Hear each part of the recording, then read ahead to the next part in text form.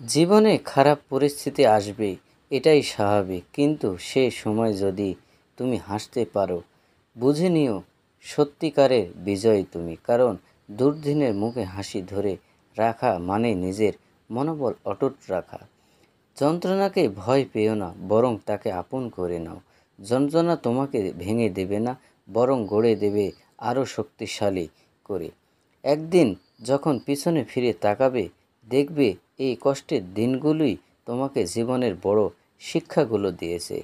কঠিন সময়ে চরিত্র গঠন করে, মনকে পরিণত করে এবং তোমাকে প্রকৃতপক্ষে সাফল্যের পথে নিয়ে যায়।